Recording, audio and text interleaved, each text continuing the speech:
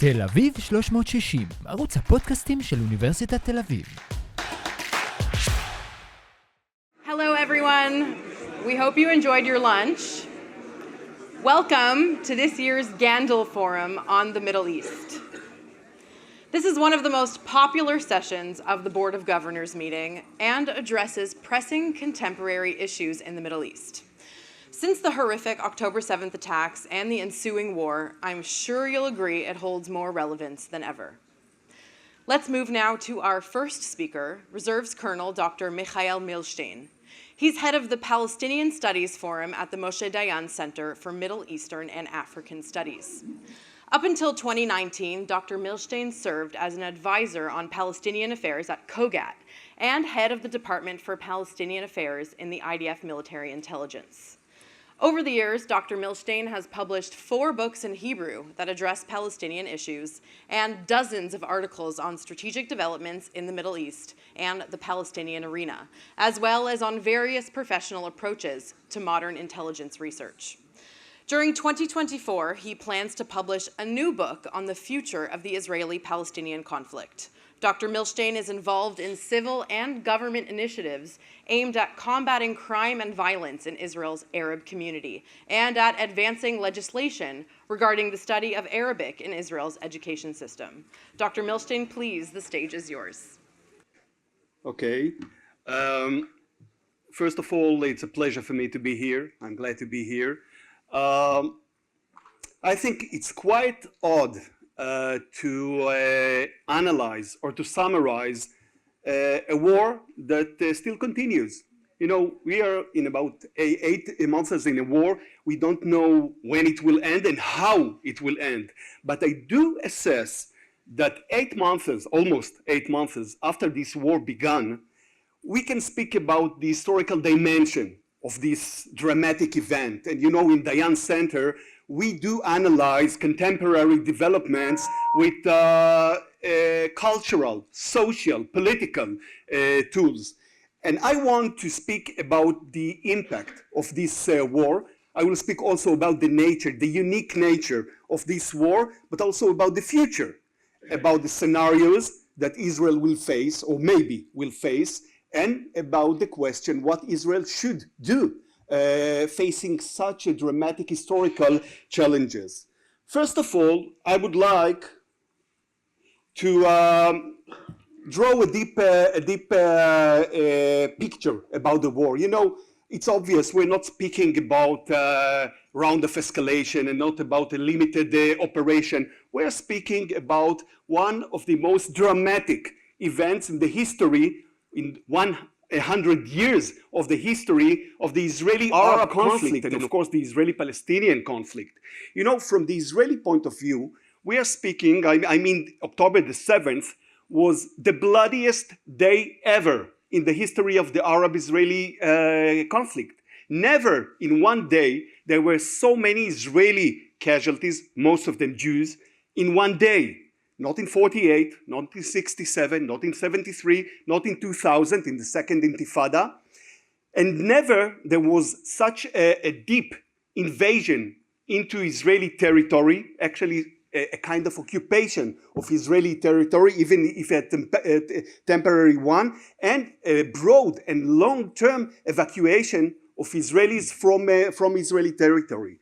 From the Palestinian point of view, and I speak a lot with the Palestinians, some of them are really my friends, and you know, they told me for about, I think it was on on May 15, on the Nakba day, you know, they told me this is the real Nakba.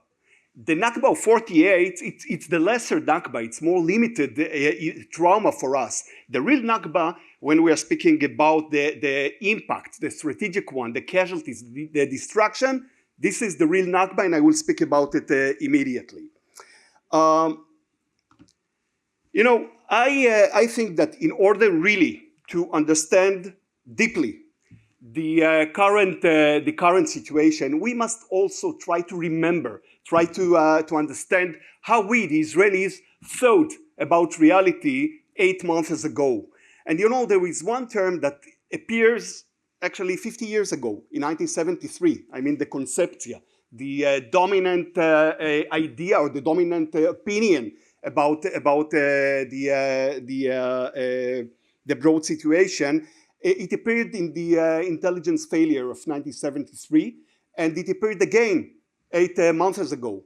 And when I'm trying to understand or to analyze how we, and when I say we, I mean political decision makers, security organizations, people from the media, people from the academia, how we thought about the Palestinians, about Gaza, about Hamas 8 months ago, I can say there are several arguments.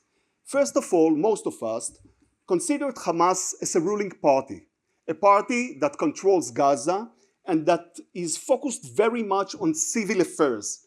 For many of us, or we thought that Hamas is much more focused on the relief in Deir el-Balah or the hospitals in Gaza than in advancing or promoting an ideological adventure.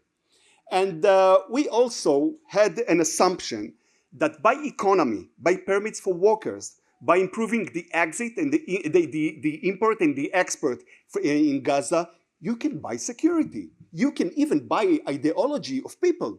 You can deter them. They will have price that they will have to pay if they will even think about ideological adventures. We also rely too much or actually in a very exaggerated manner on technology.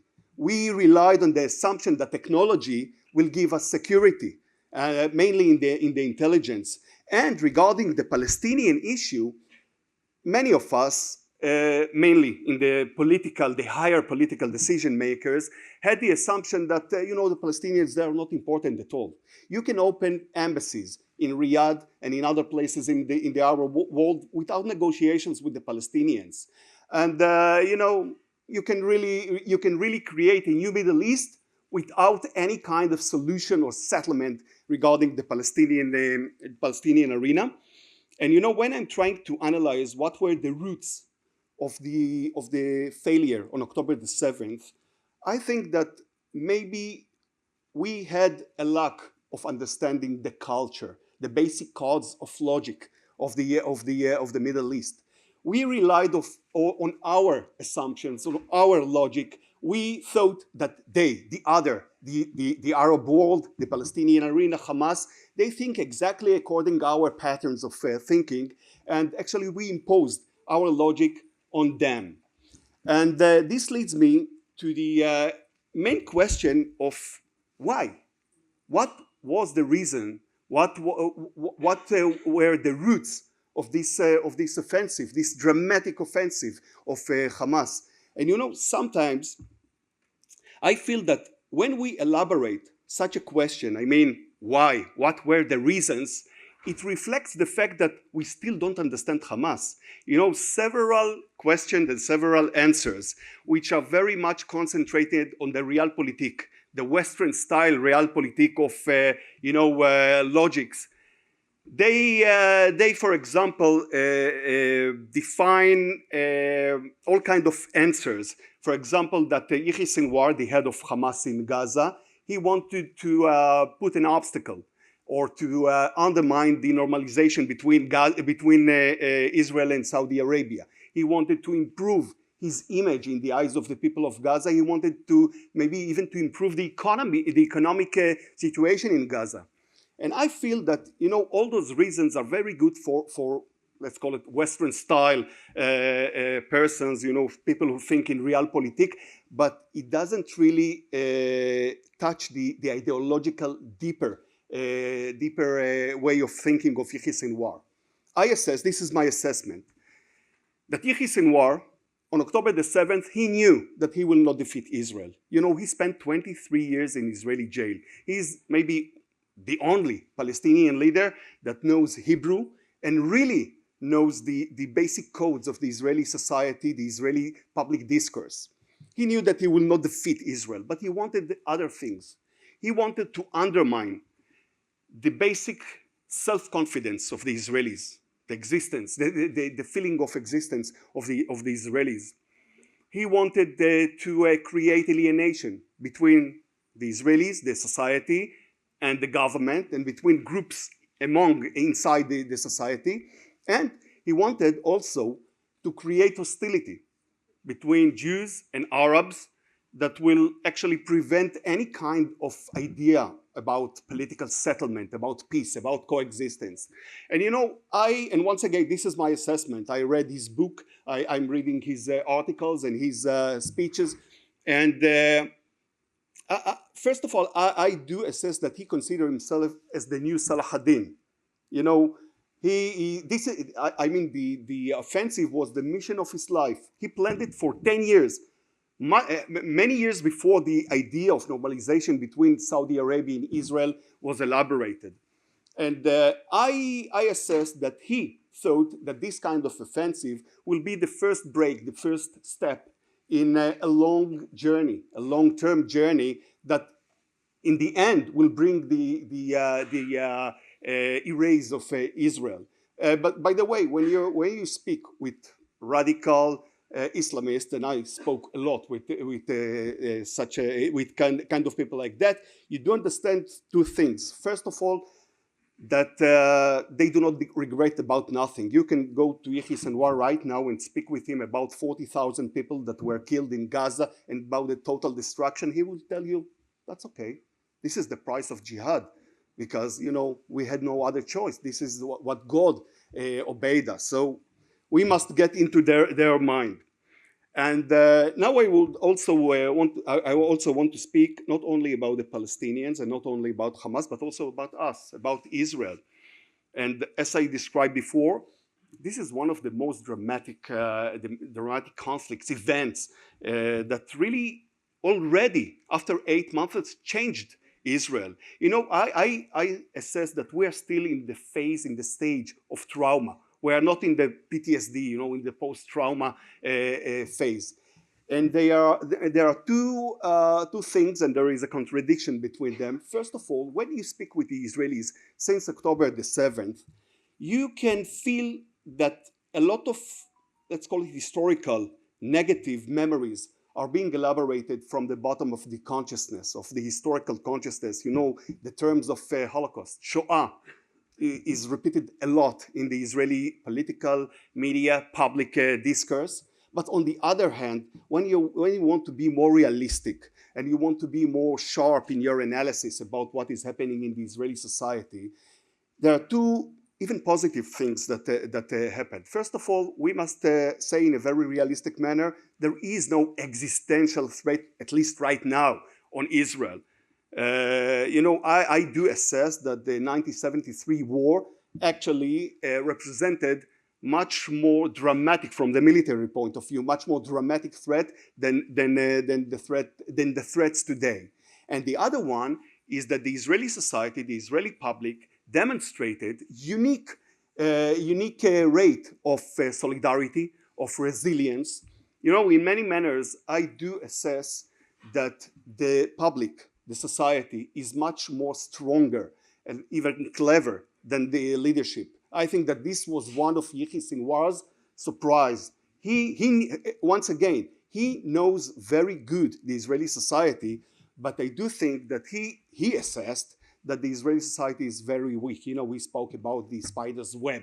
They are so weak, they will immediately collapse and they cannot suffer so many casualties. And he was surprised by the Israeli society.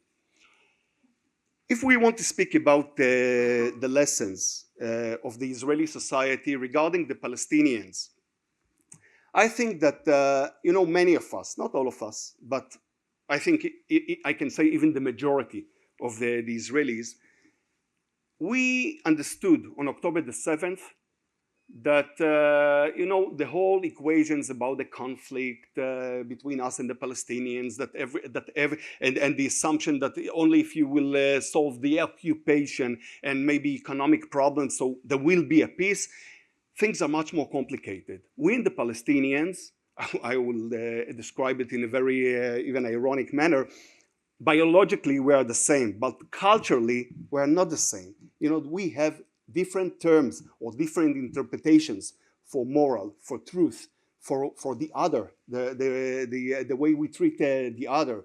And the Israelis did understand on October the 7th that things are much more complicated. You know, I study a lot the Palestinian arena, the Palestinian discourse after October the 7th.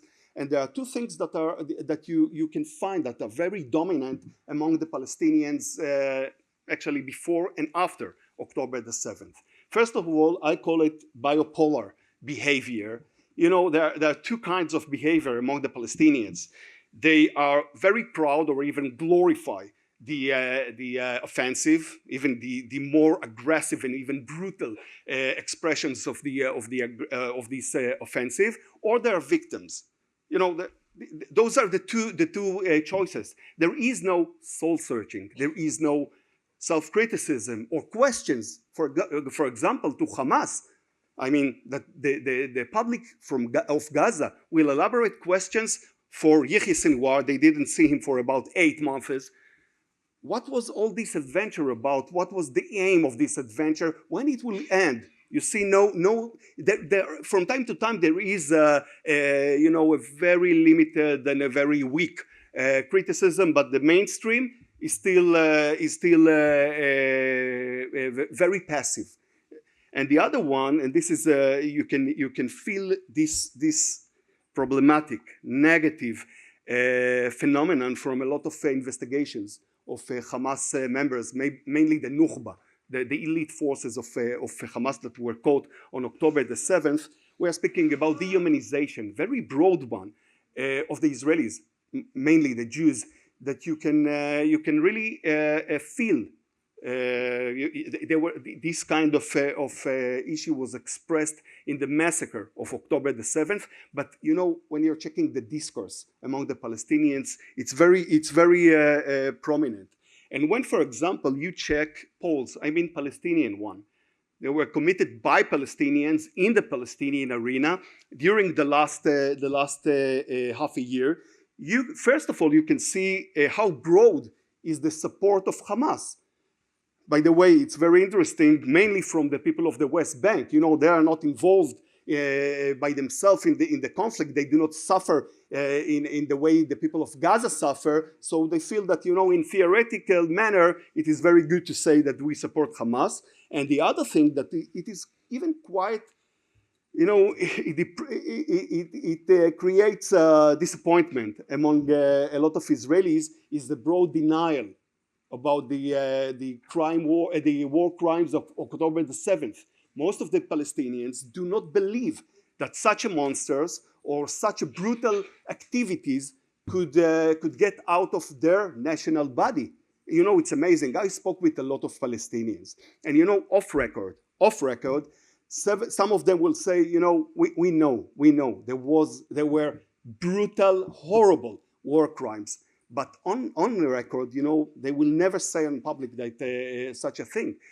I think that maybe there is one or two intellectuals, journalists, Palestinians, that really announced, you know, in a very clear manner that Hamas committed terror attacks and Hamas committed war crimes, and they were attacked even in a brutal manner in the Palestinian arena by other Palestinians for not being enough loyal to the national interests.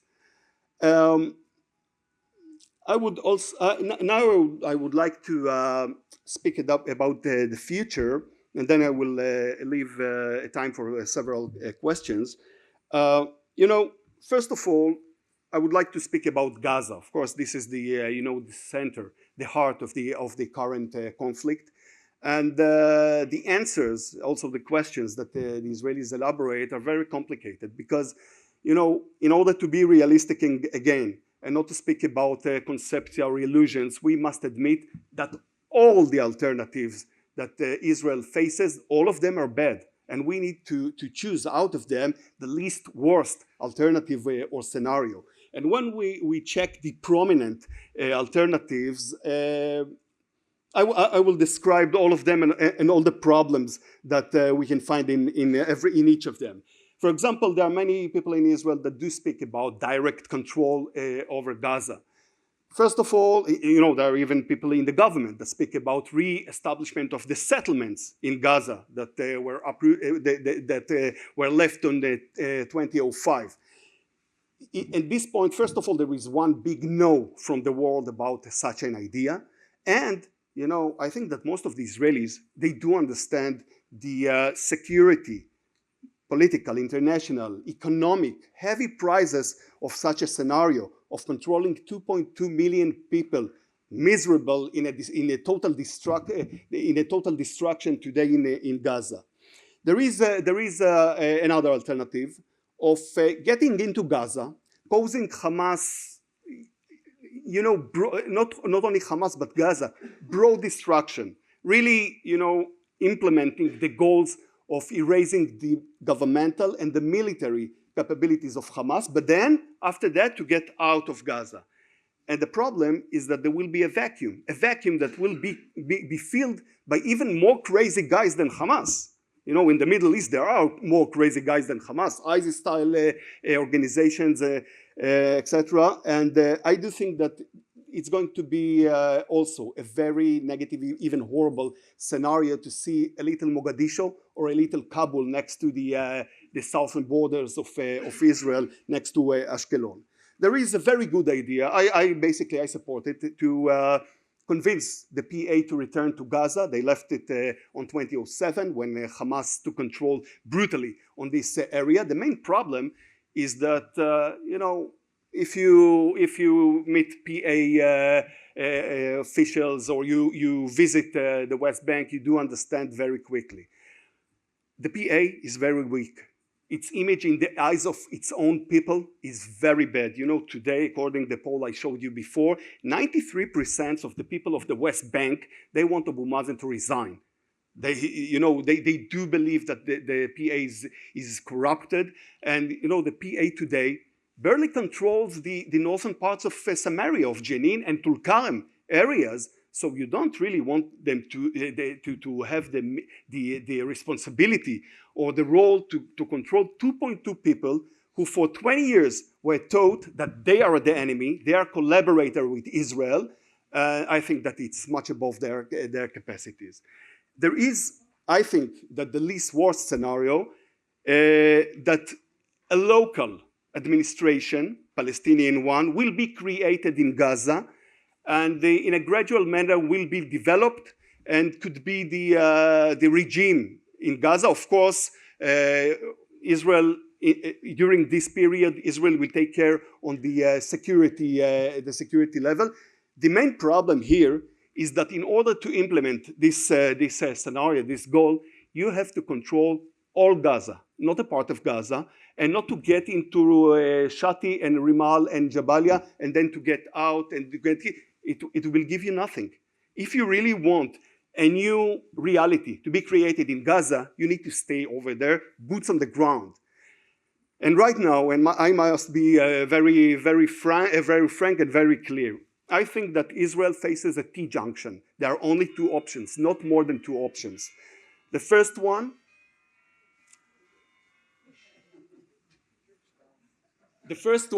is to be serious enough and to implement the goal of, taking control over all Gaza.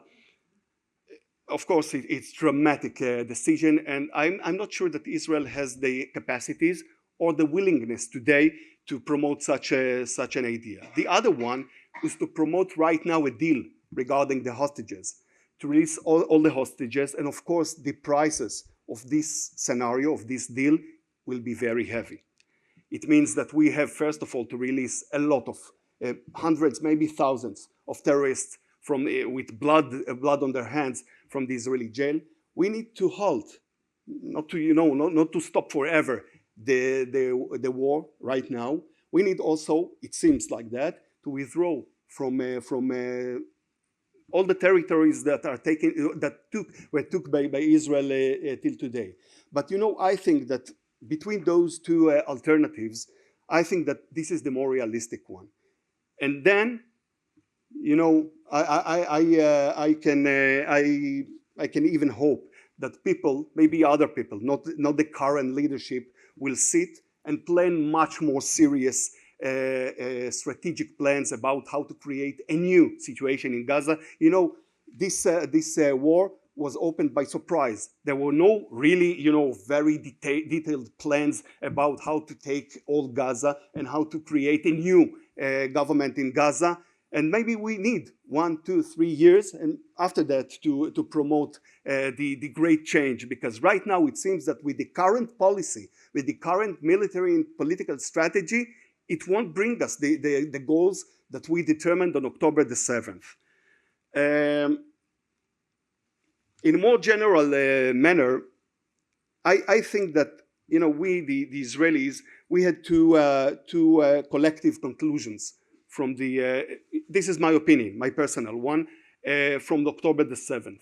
And there is a contradiction between those two conclusions. The first one is that basically, we the Palestinians, we cannot live in one entity with no borders. There are still all kinds of utopic ideas of one state, Eretz Israel, between the river and the sea, no borders. All of us will sit under the olive trees and eat labane and pita bread.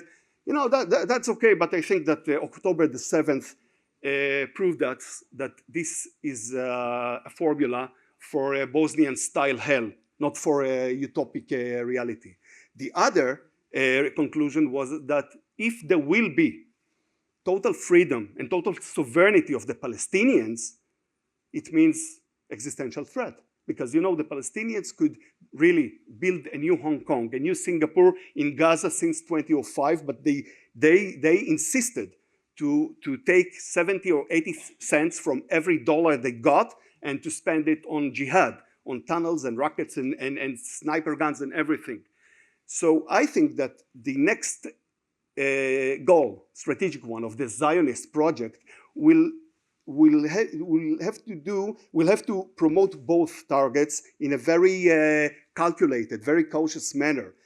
We need to draw physical border, not all kind of general borders, physical borders between us and the Palestinians in Gaza and in the West Bank.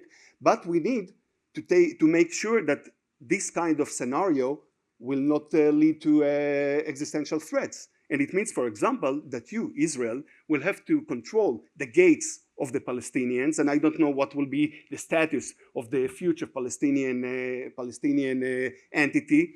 I don't care, by the way, if it will be a state, but the gates of this state, the Jordan Valley and the Philadelphia corridor, the border between Gaza and Sinai, will be controlled by Israel. For how long? I don't know. But it seems that this is the least worst scenario. And I will end with that. I think that, in this horrible war, I think that there are some opportunities to make fundamental, positive changes in Israel.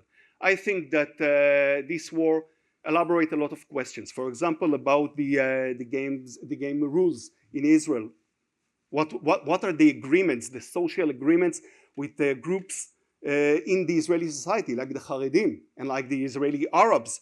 What are the duties? What are the rights? I think that it's time to determine new things about it. I think that we should improve our basic understanding about the environment. For example, to determine that teaching and learning Arabic, the spoken language, it will be a duty. Today it's a very limited, less and less people in Israel. Not only people in Israel know Arabic, and I think that in the Middle East, it's an existential principle to know the language, because the language also represents codes of culture. And I think that we must strengthen our capability to portray ourselves as the forward base of the Western civilization. It won't happen if we will not maintain or preserve the democratic principles and our democratic characters. And I think that this is a very important lesson that the Israeli, the current and the future one, should learn. And I do think that we have... we don't have time? Okay. Thank you. So unfortunately, we don't have any time for questions, but thank you so much, Michael, for your speech. תל אביב 360, ערוץ הפודקאסטים של אוניברסיטת תל אביב.